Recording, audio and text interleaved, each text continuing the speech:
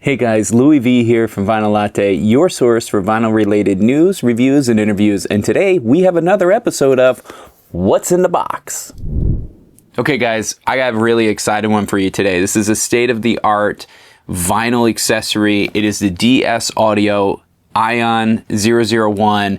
And what this bad boy does is actually will remove all of the static buildup on your vinyl records while they play on your turntable. So any static electricity built up from the stylus dragging in a groove, or you putting that record in and out, or walking on carpet as you get to your turntable, anything that can induce static, this thing eliminates it. And quite frankly, it is the device that all of the really serious vinyl audiophiles have as an accessory on their turntable, which makes me so excited, happy, I don't know, use your word, to have one actually in this room, to be able to test and evaluate and actually see what the heck is going on here. Why is this the bee's knees in removing static electricity? With this, you don't need to worry about a lot of various different things. No more zero stat guns, etc., etc. That's the promise. Will it meet up to that promise? I don't know until I test it, which I'm going to be doing in a follow-up video on a review. But today we're just doing the unboxing. And I've already went ahead and removed the generic box. This was just a typical UPS box, so there was really nothing to share with you on the outside of that box. But what was inside, nicely wrapped, might I add, is this. This is the DS Audio box. And you can see it is a plain box for the most part, except for a couple stickers. The one sticker that I removed has some personal information on there, so I hope you don't mind that, but I don't need any stalkers on the internet. And then there's this really cool kind of holographic sticker on the top there, but that is pretty much it. So why don't we go ahead and get this camera pointed down so you can see me open this up in real time, and then we'll go through what's inside of the box. All right, guys, we got the box on the lap. It's not that heavy. I can tell you right now, this is a very light box. And this tape is really interesting. This is like some serious packaging tape. It almost has like a texture to it. You can probably hear that. I know it's just packaging tape, and some of you at home are probably like, dude, it's just packaging tape. It's not a big deal. But I open up a lot of packages, and this is the first time I've seen tape like this. So to me, it's a big deal. It's all about the experience, right? Okay, here we go. Moment of truth. Gonna go ahead and now open up this together. I don't know what's inside. I've never opened one of these before. So we're gonna try to discover this together. And here it is. So it looks like early on, we're being presented with the instruction manual. And it's housed in a very thick plastic file folder, something that can be easily reused in the future. You can see here, so let's see what's inside this for a second. So we have the instructions. I'll share that with you. Let me pull it out here. So there you go. And then we have information, it looks like, about the unit itself, how to operate it, how to power it on. Some information on where to place so it's effective. Make sure it's not too far away from your turntable and record. And then, of course, some additional warnings and information on the back. It's pretty simple there. And then in here we have the calibration tool. So my understanding is that this will go on your spindle, and then you will use this as a judge on where to place the ionizer. And ideally you want to be in the green, which would be also in the best area. So if you can see here, there's a best area. Hopefully that's getting zoomed in there. There's a best area and an okay area. So as long as you're in the green, you're good. But if the unit is more in the best area, it's going to be more effective. That's what they say in the manual. And if you want to read up on this a little bit more or preview the manual itself on the Ion 001, you can go to DS Audio and download the manual. That's what I did while I waited for the unit to come in, just so I was familiar with it and what some of the requirements would be once it got here. Okay, enough about the manual. Let's see what is actually inside of here. So little bubble wrap thing just comes right off, no big deal.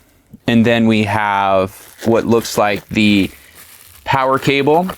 So this is good for me to share because there was no information about how this thing connects from a power standpoint. I assumed it was maybe a DC adapter of some sort, but this is what we got. So we have a 2-prong adapter that goes in, so nothing too crazy here, but you do need to be conscious that this is larger than a typical plug.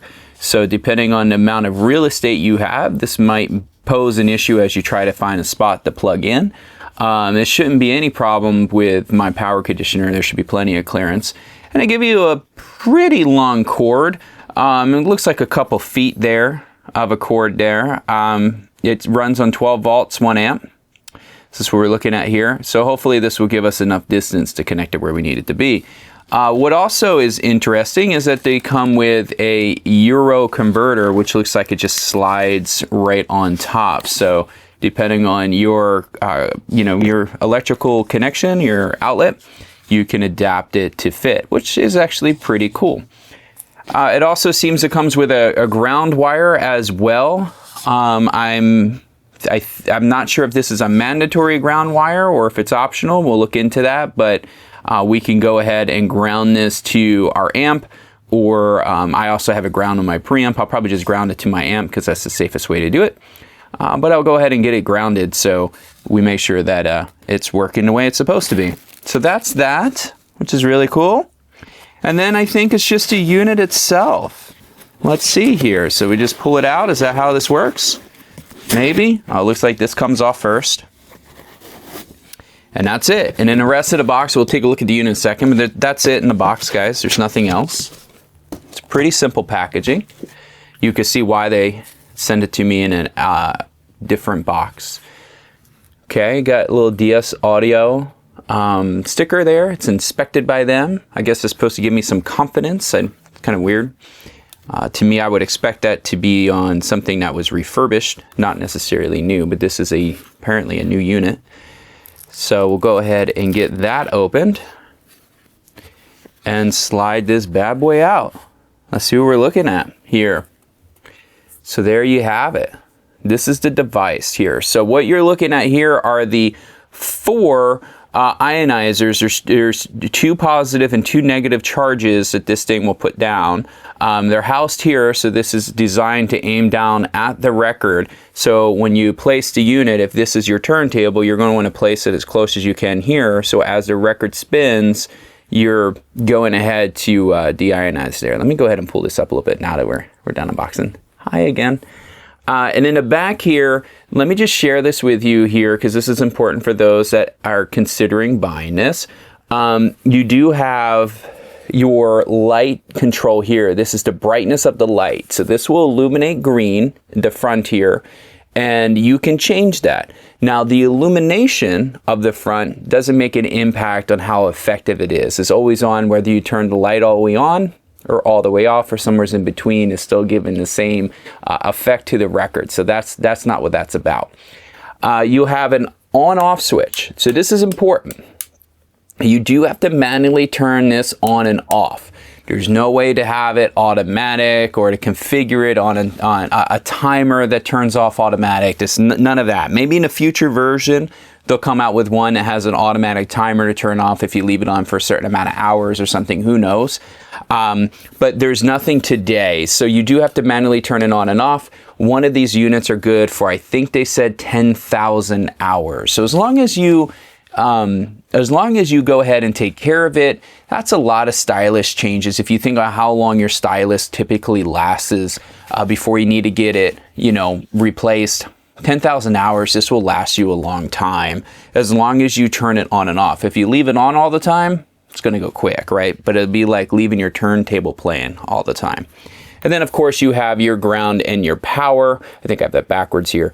So your ground and your power. And that is pretty much it. On the bottom, it just got this nice kind of felt, furniture style protector here. So you could put this on a shiny surface or a wood surface like mine. You don't have to worry about it scratching it up. And a little emblem there. Let me see if I can get that in the picture. Boop. Nice little emblem in the front. overall, my first impressions is sleek, it's clean, and I think the kind of the black finish here is going to fit the rest of my stereo equipment quite well. I think it's going to blend right in. If you're somebody who has a bunch of funky colors in your setup, this might bother you somewhat. I can't remember if there's a different color or not, but we'll cover more details about the unit, how effective it is, and if it actually works. Can I actually hear a difference? Am I noticing static still being built up on the record, or is the mat still sticking to the record, etc., when you try to pull it off the turntable? All of that I'll be testing in a follow-up review. So if you like this, if you want to know more information about one of these, including things like is it effective, how much it costs, what it's like to actually own one, I'll let you know in a follow-up video. But leave your comments below. I'd love to know how you're dealing with static. Is it the zero stack gun? Is it ultrasonic cleaning? What are you doing to prevent static? And are you considering innovative devices like the DS Ion 001 to control that static? Drop it in the comments below. And while you do so, I'll see you on the next video.